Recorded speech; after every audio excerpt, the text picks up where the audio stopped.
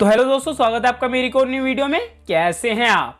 तो दोस्तों, इस वीडियो में मैं उन महान वीरांगना पर बनी मूवी की स्टोरी एक्सप्लेन करने जा रहा हूं जिन्होंने बुराई के सामने झुकने से अच्छा मरना बेहतर समझा।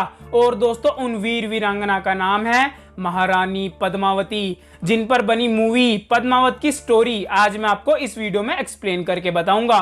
तो दोस्तों चलिए बिना टाइम गवाए आइए पद्मावत की मूवी स्टोरी जानते हैं। तो दोस्तों, ये स्टोरी शुरू होती है 13वीं सदी के अफगानिस्तान में, जहां जलालुद्दीन खिलजी दिल्ली के सिंहासन पर कब्जा करने की योजना बना रहा होता है कि तभी वहां उसका भतीजा अलाउद्दीन खिलजी आता है और जलालुद्दीन खिलजी को एक शुतुरमुर्ग तोहफे में देता है। लेकिन शुतुरमुर्ग के बदले अलाउद्दीन जलालुद्दीन से उसकी बेटी मेहरुनिसा से उसकी शादी करने के लिए कहता है। तब मेहरुनिसा और अलाउद्दीन की शादी करवा दी जाती है। फिर स्टोरी जाती है सिंघल नाम के एक प्रांत में, जहां राजकुमारी पद्मावती हिरन का शिकार कर रही होती हैं। लेकिन जैसे ही वो हिरन के शिकार के लिए तीर चलाती हैं तो तीर गलती से मेवाड़ के राजा महारावल रतन सिंह जी को लग जाता है। तब राजकुमारी पद्मावती महारावल रतन सिंह का इलाज करती हैं और जब वो ठीक हो जाते हैं तब वो बताते हैं कि वो अपनी पत्नी के लिए सिंघल से हीरे लेने आए हैं।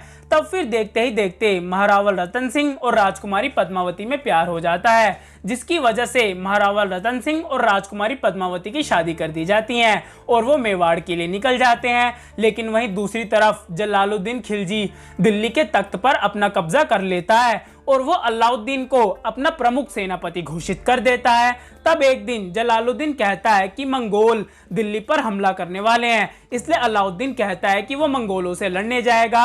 और जब मंगोलों और खिलजियों में लड़ाई होती है तो अलाउद्दीन मंगोलों को हरा भी देता है। और एक दिन अलाउद्दीन जलालुद्दीन को बिना बताए देवगिरी नाम के एक नगर पर हमला करके उसे लूट लेता है और वहीं रुक जाता है। तब जलालुद्दीन अलाउद्दीन से मिलने देवगिरी आता है और जलालुद्दीन अलाउद्दीन के लिए मलिक कफूर नाम का एक गुलाम भी लाता है। और जब जलालुद्दीन अलाउद्दीन को यह बताता है कि ये गुलाम तुम्हारा हर आदेश मानेगा, इसीलिए अलाउद्दीन उस गुलाम से जलालुद्दीन के साथ आए उसके दो खास सलाहकारों को मारने के लिए कहता है और वो गुलाम उन दोनों को मार भी देता है। तब अलाउद्दीन जलालुद्दीन को भी मार देता है और खुद बन जाता है सुल्तान हिंद।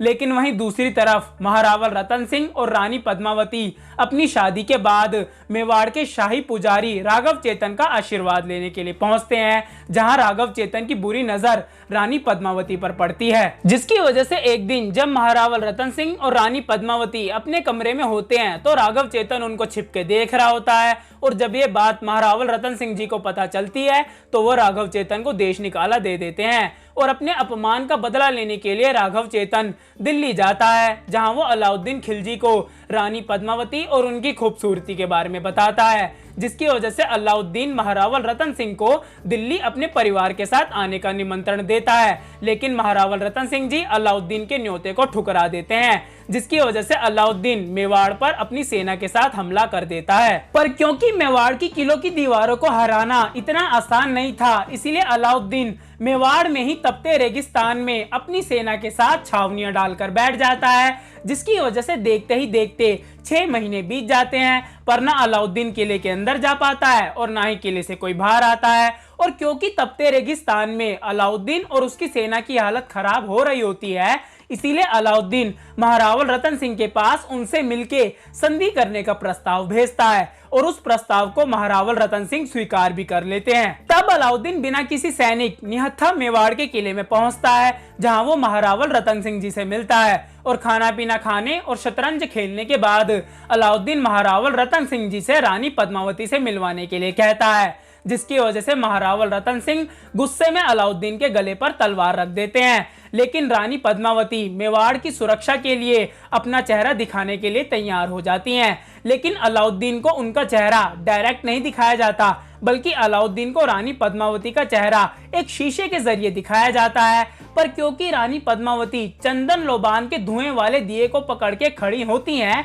इसीलिए अलाउद्दीन उनका चेहरा ढंग से नहीं देख पाता। फिर तुरंत शीशे पर पर्दा गिरा दिया जाता है और अलाउद्दीन को जाने के लिए कहा जाता है। लेकिन दिल्ली वापस जाने से पहले अलाउद्दीन महारावल रतन सिंह जी को उसकी छावनी में उससे मिलने आने के लिए कहता है और जब रतन सिंह जी अलाउद्दीन से मिलने के लिए उसकी छावनी में जाते हैं तो अलाउद्दीन रतन सिंह जी को बंदी बना लेता है और दिल्ली ले जाता है। फिर अलाउद्दीन रानी पद्मावती को संदेशा भिजवाता है जिसमें वो कहता है कि अगर महारावल रतन सिंह की रिहाई चाहिए तो रानी पद्मावती दिल्ली आ जाएं। और रानी पद्मावती दिल्ली जाने के लिए मान भी जाती हैं, पर वो कई शर्तें रखती हैं जिसमें वो कहती हैं कि वो अपने साथ अपनी 800 दासियां लाएंगी और महारावल रतन सिंह जी की रिहाई के बाद ही वो अलाउद्दीन से मिलेंगी। और रानी पद्मावती की ये भी शर्त होती है कि जब तक राघव चेतन का कटा सर मेवाड़ नहीं पहुंचेगा तब तक वो दिल्ली के लिए नहीं निकलेंगी।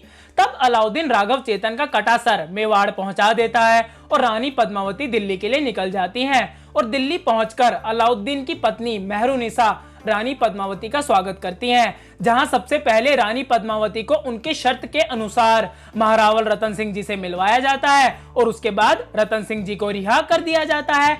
पर क्योंकि मेहरुनिसा को अलाउद्दीन का किया गलत लग रहा था, इसीलिए वो रानी पद्मावती और रतन सिंह जी की मदद करती हैं और उन्हें एक सुरंग के बारे में बताती है जिससे वो दिल्ली से बाहर निकल सकते हैं। लेकिन महारावल रतन सिंह कहते हैं कि वो पीठ दिखाकर नहीं भागेंगे क्योंकि वो अलाउद्दीन से मिले बिना नहीं जाएंगे। तब रतन सिंह जी अलाउद्दीन से मिलने के लिए उसके दरबार में जाते हैं, जहां अलाउद्दीन घायल रूप में बैठा होता है क्योंकि अलाउद्दीन के भतीजे ने अलाउद्दीन पर जानलेवा हमला किया था।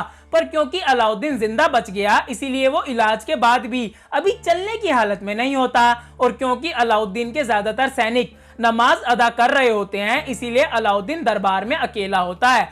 तब महारावल रतन सिंह अलाउद्दीन के पास आते हैं और अलाउद्दीन को रणभूमि में आके युद्ध करने की चुनौती देते हैं और फिर वहां से चले जाते हैं। तब अलाउद्दीन तुरंत महारावल रतन सिंह और रानी पद्मावती को पकड़ने का फरमान जारी कर देता है। और जैसे ही अलाउद्दीन के सैनिक नमाज से उठकर भागते हैं कि तभी वो अपने सामने उन 800 दासियों को पाते हैं जो रानी पद्मावती के साथ आई थी। लेकिन असल में वो दासियां नहीं, राजपूताना योद्धा होते हैं जो दासियों के भेष में थे।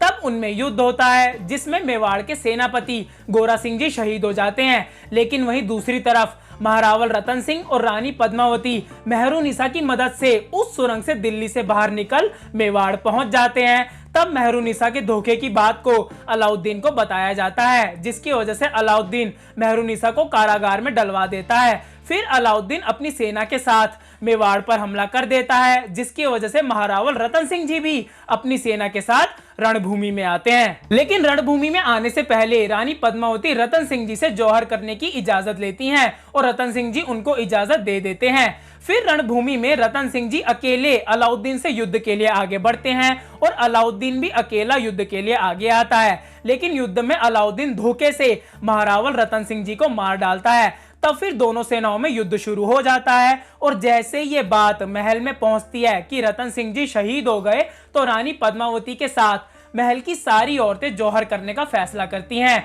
जिसकी वजह से महल के एक बड़े कुंड में लकड़ियां इकट्ठा करी जाती हैं और आग जलाई जाती है। लेकिन वहीं दूसरी तरफ अलाउद्दीन महल में घुस जाता है, पर जब तक वो रानी पद्मावती के पास पहुंचता तब तक रानी पद्मावती समेत मेवाड़ की सारी औरतें अपने आप को जौहर की उस अग्नि में झोंक चुकी होती हैं, जिसकी वजह से अलाउद्दीन का रानी पद्मावती को पाने का ख्वाब भी रह जाता है और अलाउद्दीन जीत के भी हार जाता है। और इसी के साथ इस मूवी का दी एंड यही हो जाता है। और इसी एंडिंग के साथ लोगों को रानी पद्मावती जैसी महान देवी की महान गाथा के बारे में पता चलता है, जिन्हें आज भी हिंदुस्तान के कई हिस्सों में पूजा जाता है और पूजा जाता रहेगा। तो दोस्तों ये थी मूवी स्टोरी पद्मावत की एंड आई होप आपको मेरा ये मूवी स्टोरी एक्सप्लेनेशन पसंद आया होगा। तो अगर आपको मेरा ये एक्सप्लेनेशन पसंद आया हो तो वीडियो को लाइक करें, चैनल को सब्सक्राइब करें और जो बेल आइकन है उसको ऑल पे रखें। जैसे ही मैं कोई आगे बढ़िया वीडियो डालूं उसका नोटिफिकेशन सीधा आप ही के पास तो जाए। और दोस्तों अगर मुझसे कोई भूल चूक हो गई हो तो मुझे अपना भाई समझ के माफ कर दीजिएगा।